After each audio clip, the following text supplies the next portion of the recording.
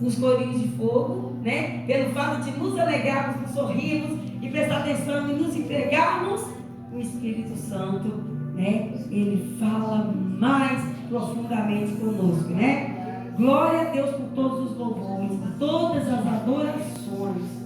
Que o Senhor continue abençoando a irmã Cristiana, que o Senhor continue abençoando a irmã, um vozeirão lindo, maravilhoso, né? Acho que devia até investir, né? As irmãs aí deviam investir nesses vozeirão, hein?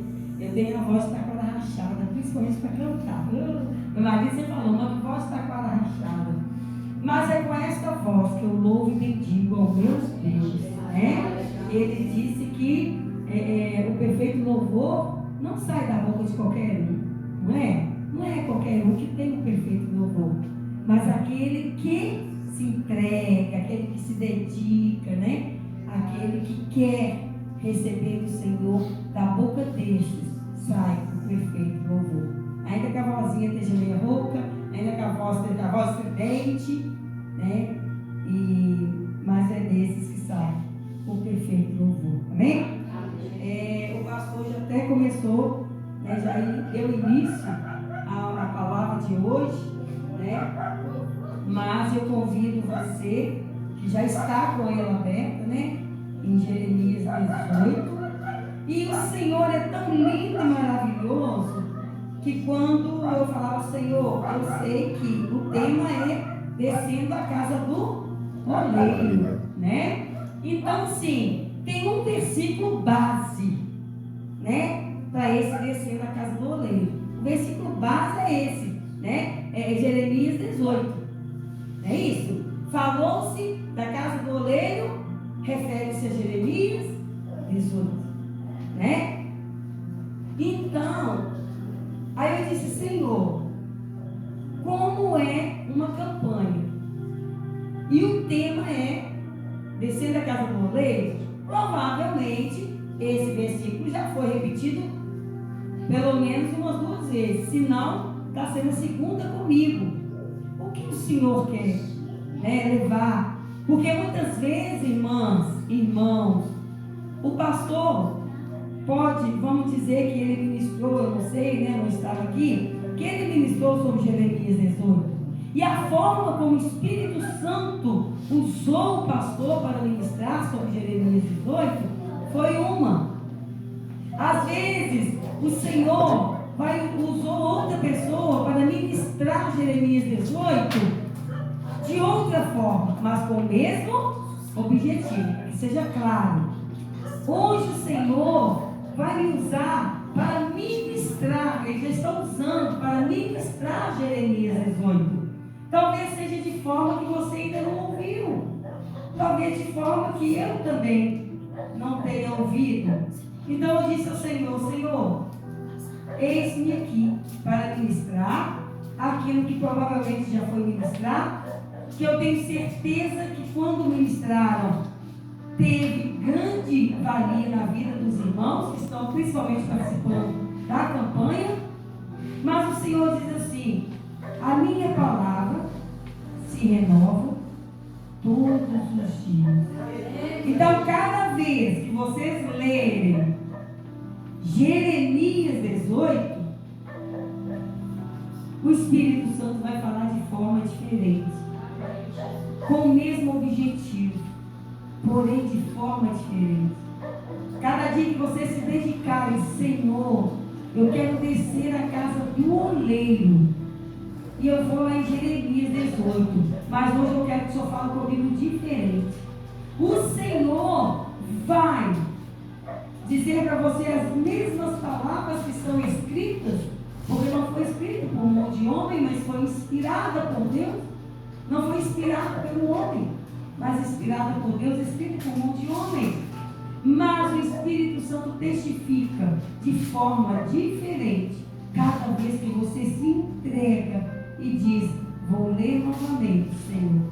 E o Senhor fala com você de forma diferente. Amém? Glória a Deus.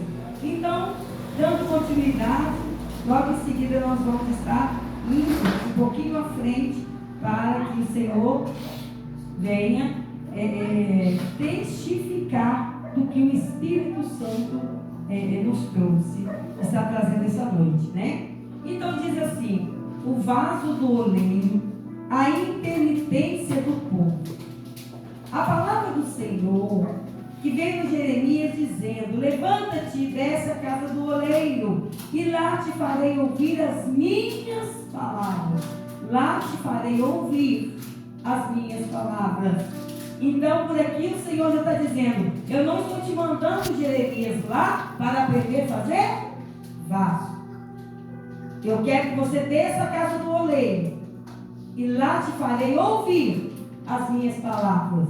Lá não era escola, lá não era igreja, né? Lá não era templo, não é isso? Lá era uma olaria, não é isso? Ali faria-se vasos, não ia-se para conversar.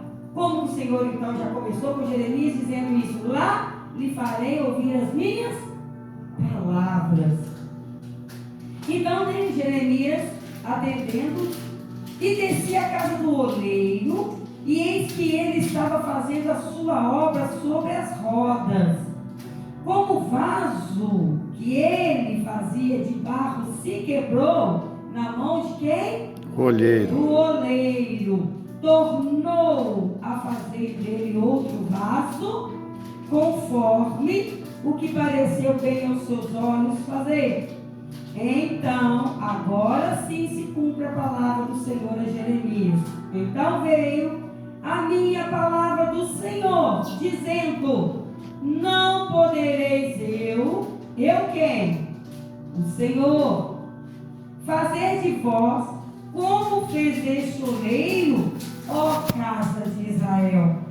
Diz o Senhor: eis que, como o barro na mão do oleiro, assim sois vós na minha mão. Repetindo o Senhor: ó casa de Israel.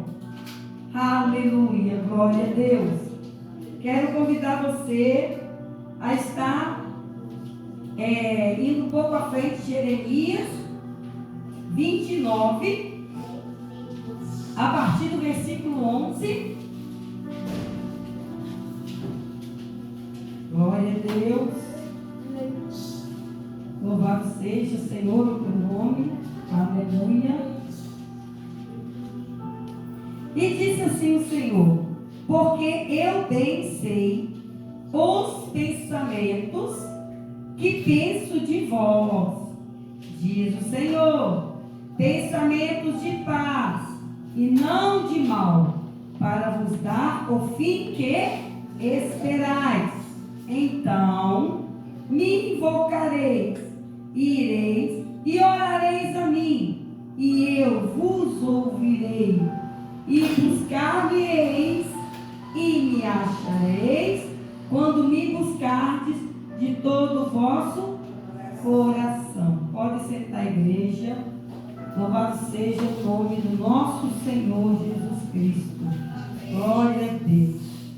Irmão, a palavra do Senhor, já no início, diz: desce à casa do oleiro. Bom, se falarem comigo assim, né? Vai, por exemplo, na padaria, né, X, entre lá e fique observando. Eu vou pensar que eu estou indo lá para aprender o ofício de padeiro, não é isso?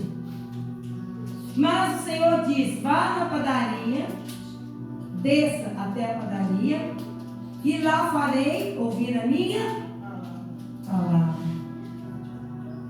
Lá eu falarei contigo. Jeremias, então, sem questionar, desceu até a casa do oleiro e ficou observando quando aquele homem pegava aquele barro e colocava naquela roda, né, que ficava girando, e ele trabalhava, né, ele já começava a moldar.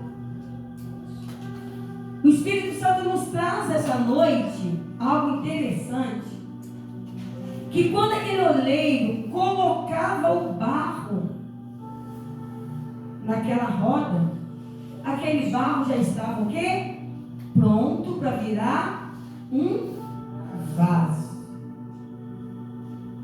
Talvez ele nem tinha ainda na mente qual modelo do vaso ele ia fazer. Talvez ele ia deixar a inspiração dele falar no momento em que ele começasse a manusear. E para que saísse um vaso mais rapidinho, bem feitinho, ele tinha que trabalhar com mãos firmes e delicadas ao mesmo tempo. Porque quando ele pegava o barro e colocava ali, a roda ele começava com os pés. Antigamente mostrava, né?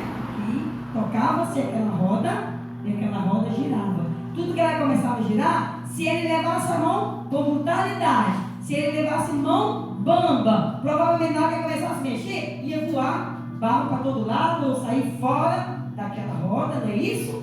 Ou se ele leva a mão muito pesada e já começa a manusear para virar um vaso, provavelmente aquele ia virar uma cumbuca qualquer, porém o vaso não sairia. Então Jeremias ficou observando o que o Espírito Santo estava dizendo a ele. Que aquele oleiro, quando colocava aquele barro para começar a fazer o vaso, antes disso, já tinha todo um trabalhar daquele oleiro. Ou vocês acham que o oleiro simplesmente ia lá, catava o barro em qualquer lugar, vinha, trazia e colocava ali? Não. Ele tinha que escolher o barro próprio, o barro bom, a terra boa, nem era o barro, era a terra. Ele tinha que separar o que tinha naquela terra que não poderia ir junto, porque imagina aí um pedregulhozinho, na hora que ele estivesse fazendo aquela pedra, ia fazer o quê? Danificar o barro. Quem é pedreiro sabe, né? Que quando vai se rebocar uma parede, e quer uma parede lisinha, faz o quê? Peneira. Não é isso? Aquilo e sai. Por mais que a areia seja limpinha, saem muitas pedrinhas que vão danificar o trabalho do pedreiro. Não é assim? Então aquele oleiro também, antes de colocar o barro, ele tinha todo um carinho, um cuidado, uma atenção de escolher a terra, de preparar aquela terra, de tirar aquela terra, de raspar aquela terra, peneirar aquela terra, separar aquilo que não era bom e começar a trabalhar, e colocava a medida exata de água, e ia mexendo, ia fazendo aquele barro, e quando aquele barro estava pronto, já pronto para iniciar o trabalho com o vaso, é que ele vinha com a mão firme e forte com o barro, e fortemente com a mão firme ele soltava aquele barro ali, e já na mesma mão que estava firme, ela ficava delicada, cuidadosa, e ele ainda continuava usando água. Aquele barro ainda não estava 100% preparado. Aí vinha com a mão delicada e tocava na água, e tocava. E começava as duas mãos trabalhando, e os seus pés também. O oleiro não trabalhava só com as mãos, ele trabalhava com os pés, né? Naquela roda, ele precisava, né? De pedalar aquela, para ela rodar. Então ele usava os pés, ele ficava atento àquilo que estava acontecendo, e com a sua mão delicada ele molhava a mão e voltava. Interessante que ele começava a fazer o vaso de dentro para fora. Porque quando ele colocava naquela roda, ele colocava um monte de barro. Quando ele chegava a colocar as mãos do lado de fora, era para quê? Para finalizar.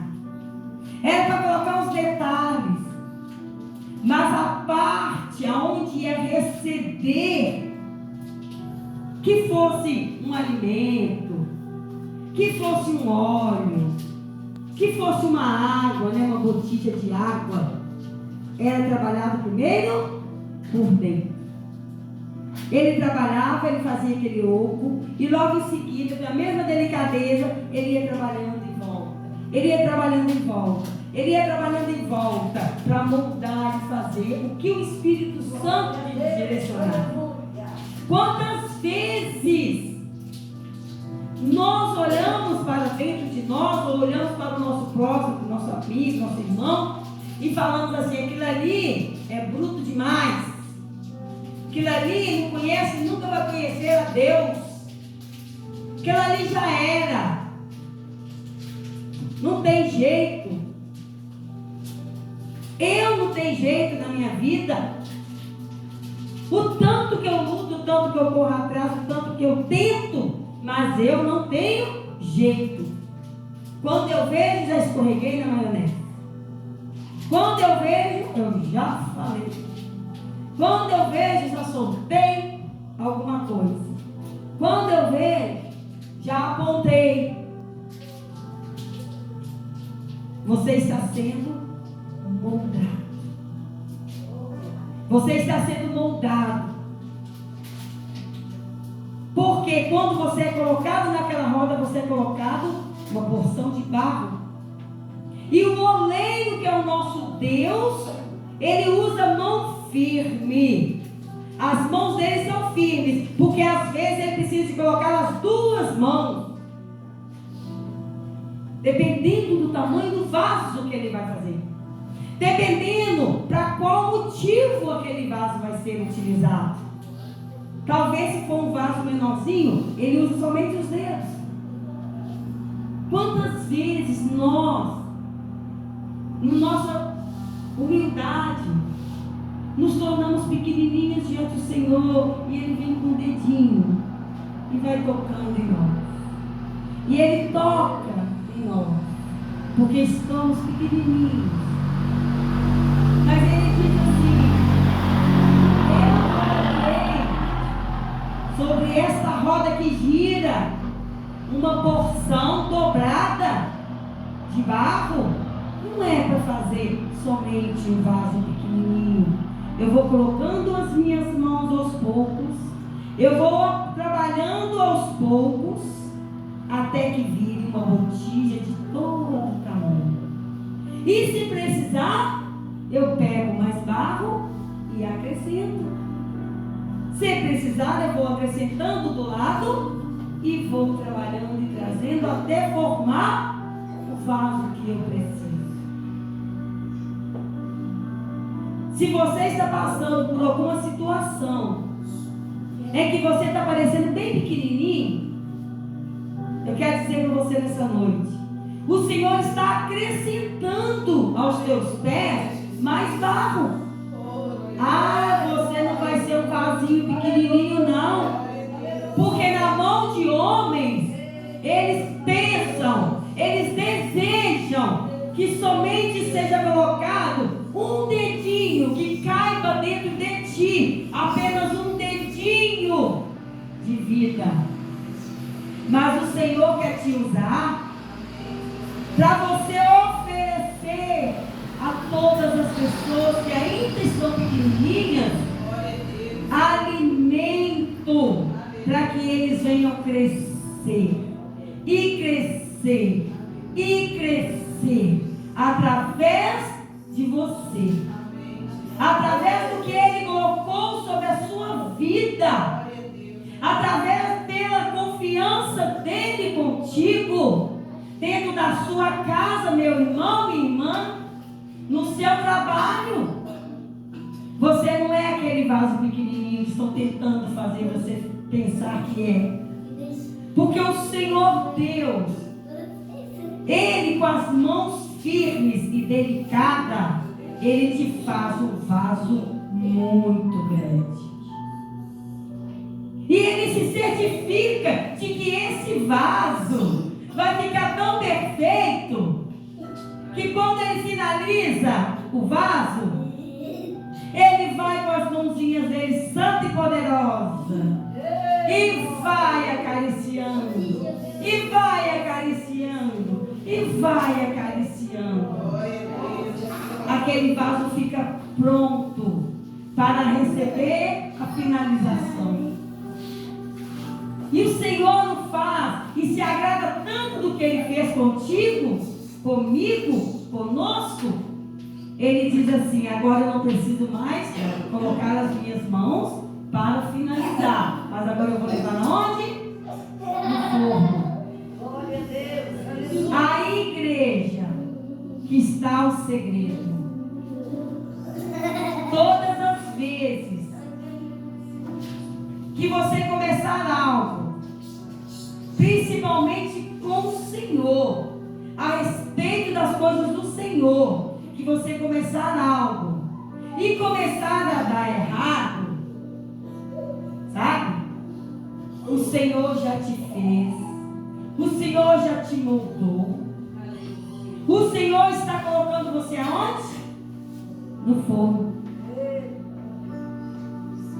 Aí você fala assim: eu não tenho condição de ficar aqui, está muito quente, eu não tenho condição de ficar ali, estou me impressionando muito, estou cobrando muito de mim, estou exigindo muito de mim.